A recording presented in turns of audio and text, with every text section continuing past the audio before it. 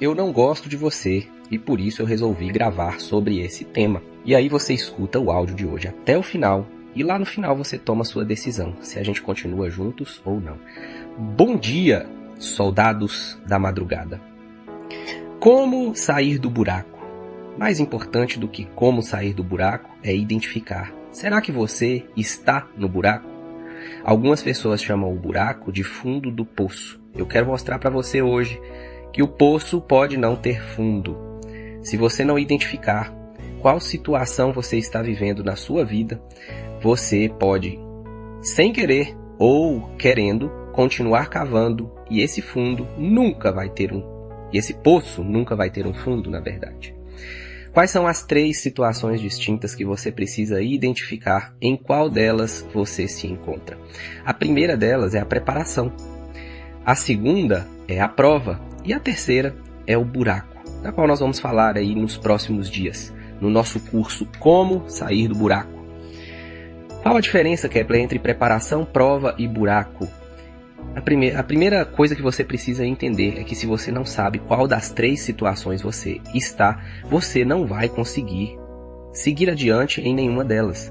Então, o nosso primeiro objetivo aqui é identificar. Eu tenho 3 personagens na Bíblia que eu trago para você, para que você possa identificar em qual dessas 3 situações você se encontra. A primeira delas, que é a preparação, você precisa lembrar da história de José. José saiu de casa aos 17 anos e levou vários anos para chegar até a posição de segundo homem mais importante do planeta. Porém, José não estava no buraco. Quando você está na preparação, a preparação é algo que Deus coloca na sua vida porque o seu caráter precisa ser moldado, porque as suas habilidades precisam ser treinadas. A prova, a gente precisa entender a vida de Jó. Quando Jó estava passando por sofrimentos, era porque o caráter de Jó precisava ser testado. Agora existe um terceiro personagem que é o filho pródigo. O filho pródigo estava no buraco. Qual que é a diferença, Kepler, entre preparação, prova e buraco? Na preparação é possível você ver evolução e crescimento. Lembra da vida de José? José foi vendido como escravo para o Egito, mas dentro da casa de Potifar ele logrou êxito e logo ele era o chefe da casa de Potifar. Potifar não sabia de mais nada exceto do que ele ia comer naquele dia, porque José tomava conta de tudo. Lembra quando ele saiu da casa de Potifar e foi preso? Lá na cadeia, ele se tornou o chefe da prisão. Ele coordenava a prisão. Ou seja, você vê claramente 2 características. A primeira característica é que José não havia feito nada para se encontrar naquela situação.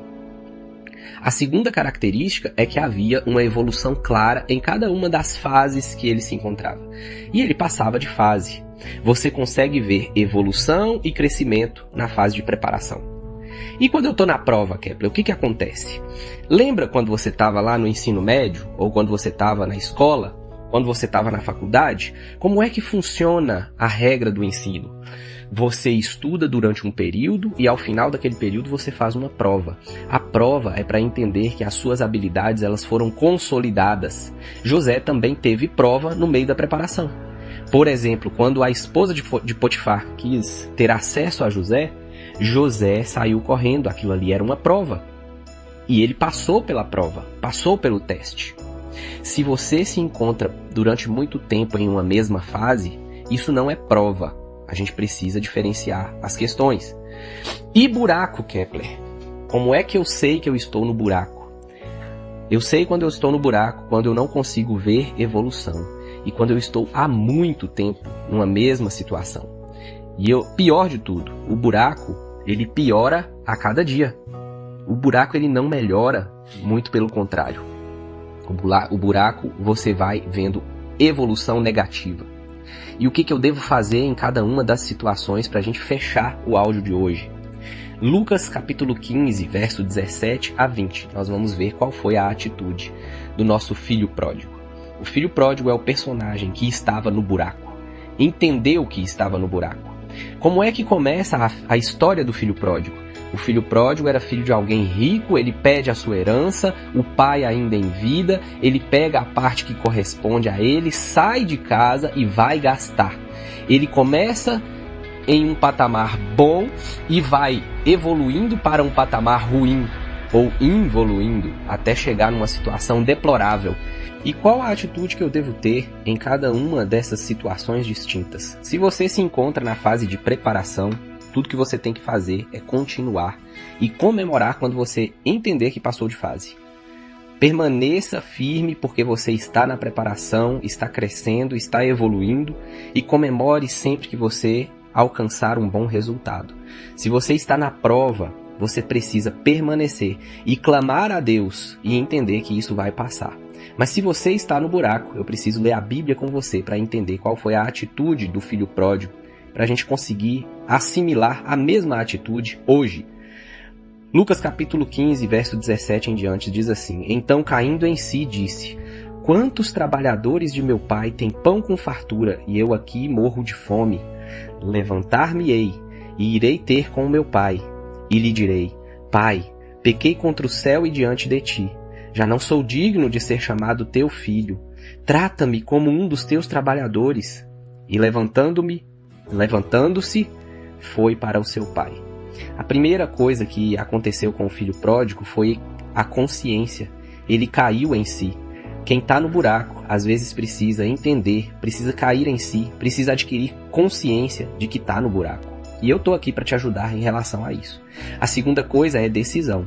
Depois que ele caiu em si, ele tomou a decisão de não estar mais naquela situação.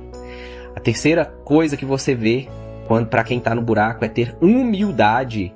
Ele teve humildade e disse: eu vou voltar para o meu pai, eu vou me humilhar diante dele, eu vou reconhecer que eu não posso mais, eu não sou digno de ser chamado filho. Pai, trata-me como um dos seus empregados. Isso é humildade.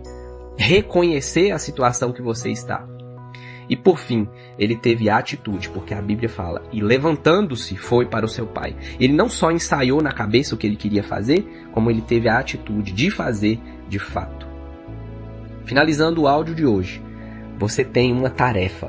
Eu quero que você pegue um pedaço de papel e escreva: eu decido sair do buraco e avançar com fé e ação. E voltando lá no início do áudio, eu quero te dizer que eu não gosto de você. Eu amo você e por isso eu resolvi fazer os áudios. Resolvi fazer essa série, Como Sair do Buraco, porque eu não aguento mais ver você na situação de cavar e não encontrar mais o fundo do poço. E se você escutou o áudio até aqui, me mande a palavra decisão. A palavra do áudio de hoje é decisão.